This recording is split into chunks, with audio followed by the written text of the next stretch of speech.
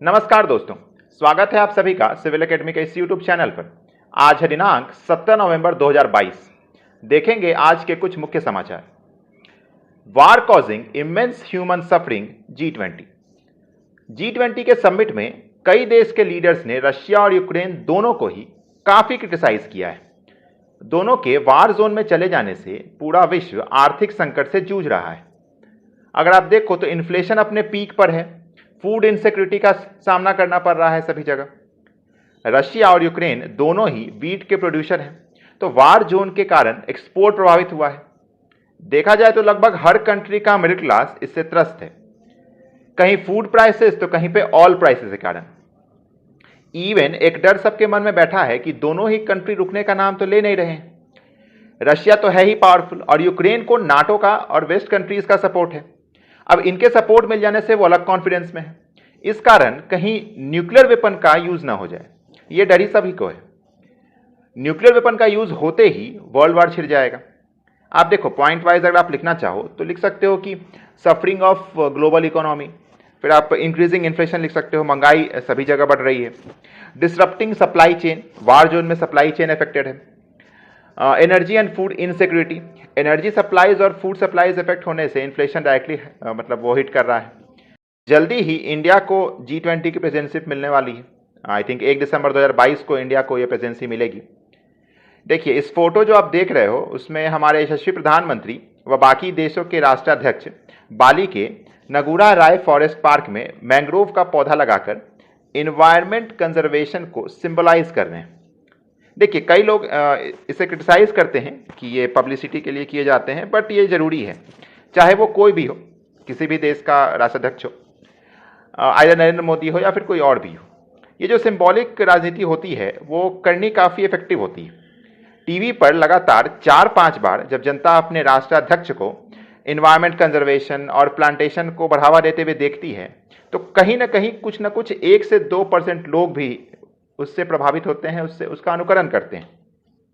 भारत जैसे देश जहां पर कुल आबादी 150 करोड़ के आसपास है, जो काउंटिंग है अब उसमें मुझे लगता है कि 150 करोड़ आराम से हो जाएगा।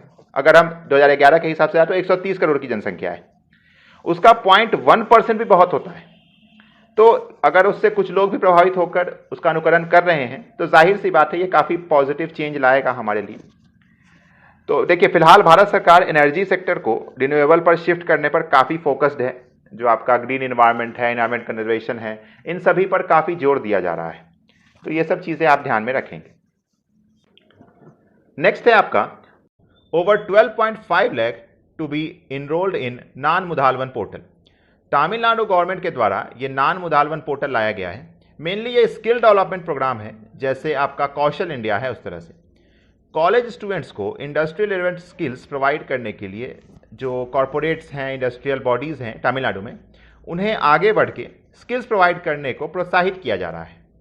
टारगेट है कि लगभग 12.5 लाख स्टूडेंट्स को इसमें इनरोल करने का, ताकि जो उनका यूथ है उनके एजुकेशनल बैकग्राउंड और जो उनके इंटरेस्ट बेस्ड ओरिएंटेशन है उनके अकॉर्डिंगली उनको गाइडेंस प्रोवाइड किया जा सके। इसमें देखिए तो आप स्पोकन इंग्लिश की भी ट्रेनिंग प्रोवाइड करवाई जाएगी ताकि डिफरेंट कंट्रीज में फ्लुएंटली काम कर सके। वो सॉफ्टवेयर कोडिंग और रोबोटिक्स पर भी काफ़ी सेशंस होंगे, जो कि डेफिनेटली आज के इस टेक्निकल एरा में काफ़ी रिलेवेंट है। देखिए इसमें डिफरेंट सेक्टर्स हैं, जैसे आपका अगर आप देखो तो जैसे इसमें बहुत सारी फ्री ट्रेनिंग दी जाएंगी। हेल्थ केयर सेक्टर है, मीडिया है, एंटरटेनमेंट है, रिटेल सेक्टर है, कंस्ट्रक्शन में ट्रेनिंग दी जाएगी, ब्यूटी के लिए, हार्डवेयर और इलेक्ट्रॉनिक्स में आपको ट्रेनिंग मिल सकता है, आईटी सर्विसेज, लॉजिस्टिक्स, लेदर और फूड प्रोसेसिंग। ये आपका मेन जो एरिया है जहाँ पर अभी फिलहाल इस पर एम्फेसाइज किया जा रहा है। लेटर और भी इसमें एरियाज ऐड किए जाएंगे। तो ये काफ़ी इंपॉर्टेंट न्यूज़ है आपका। जनरली देखिए तो स्कीम से रिलेटेड आपसे कुछ ना कुछ क्वेश्चन पूछे जा सकते हैं, तो इन सेक्टर्स को आप ध्यान में रखेंगे। कहाँ पर लॉन्च हुआ है तो तमिलनाडु के M.K. स्टालिन जो उनके चीफ मिनिस्टर हैं उनके द्वारा ही रिसेंटली लॉन्च किया गया है। नेक्स्ट है आपका Mehrauli murder, narco test sought for accused. Mehrauli murder case आप सभी ने सुना ही होगा, न्यूज़ में काफ़ी चर्चित रहा है पिछले 4-5 दिनों में।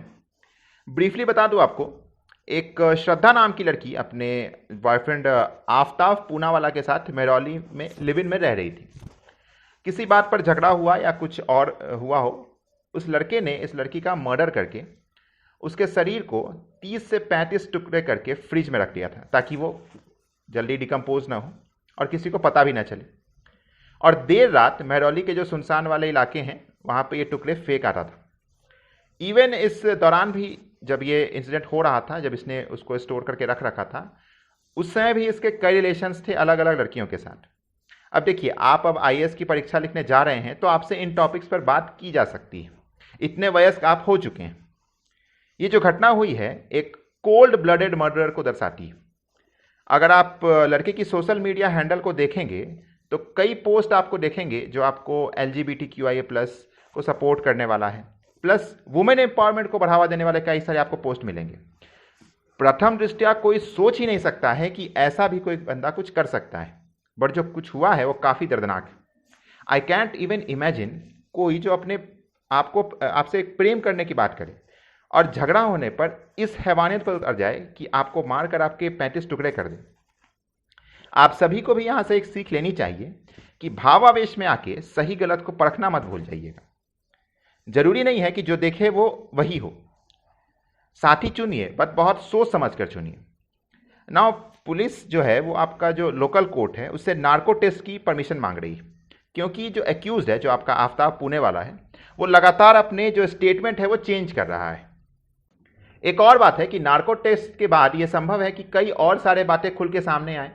जैसे उसने श्रद्धा को किसी डेटिंग ऐप से कांटेक्ट किया था, तो संभव है श्रद्धा से पहले भी इस तरह का इंसिडेंट हुआ हो और मे बी और भी लड़कियां इसमें इन्वॉल्व हो।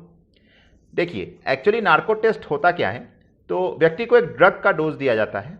ड्रग का नाम है आपका सोडियम पेंटोथल। इसका इफेक्ट होता है कि व्यक्ति हिप्नोटाइज स्टेट में चला जाता है, इमेजिनेशन की क्षमता खो जाता है वो बंदा। तो जो भी ट्रूथ होगा पूछने पर वो केवल वही बयां करता है। तो मेनली आपका ड्रग यहाँ पे इंपॉर्टेंट हो जाता है। ड्रग का नाम पूछ लिया जाता है, वो है आपका सोडियम पेंटोथल। इसको आप ध्यान में रखिएगा। नेक्स्ट है आपका Poland says missile that hit was Ukrainian stray. कल अचानक से ट्विटर पर बवाल मचा हुआ था। सभी कह रहे थे कि अब तो वर्ल्ड वॉर 3 हो जाएगा। एक्चुअली हुआ यह था कि पोलैंड पर एक मिसाइल गिर गया था। पोलैंड नाटो का मेंबर कंट्री है, तो जाहिर सी बात है पोलैंड पर हमला यानी नाटो पर हमला। कहा यह गया कि रशिया के द्वारा यह मिसाइल दागा गया था, बट फिर पोलिश गवर्नमेंट लेटर ने उन्होंने ये स्टेटमेंट दिया कि मे बी ये यूक्रेनियन डिफेंस सिस्टम से चूक के कारण हुआ हो। रसिया से इस मिसाइल के आने का कोई सबूत नहीं मिला है। यहीं पर फटाक से हम पोलैंड के जो बॉर्डर कंट्रीज हैं उसको भी देख लेते हैं। ऊपर से अगर हम देखें तो पोलैंड को बाल्टिक सी घेरता है, फिर रशिया का छोटा सा पार्ट आ जाता है। ईस्ट में अगर आप देखो तो बेलारूस और यूक्रेन है। वैसे ही आप डाउन साइड में देखो बॉटम में तो आपका स्लोवाकिया और चेक रिपब्लिक है। वैसे ही आप वेस्ट में देखोगे तो जर्मनी है। देखिए, बॉर्डरिंग से तो रिसेंटली 2022 में भी क्वेश्चन आया है, पिछले साल, क्योंकि तालिबान चर्चा में था तो अफगानिस्तान के बॉर्डरिंग कंट्रीज़ के बारे में पूछ लिया गया था। तो आप पोलैंड के भी बाउंड्री कंट्रीज़ को देख लेंगे। अब आपका काम क्या है कि आप यूक्रेन से जितने भी बॉर्डरिंग कंट्रीज़ हैं उन सभी का नाम आप कमेंट बॉक्स में लिखेंगे। आशा है कि ये जो न्यूज़ आपको मैंने आज दिए हैं आपके कुछ नॉलेज में वैल्यू एडिशन कर रहे होंगे। ऐसा है तो वीडियो को लाइक करके चैनल को सब्सक्राइब कर लेंगे। कल फिर मिलेंगे कुछ नए समाचारों के साथ। तब तक के लिए जय हिंद, वंदे मातरम।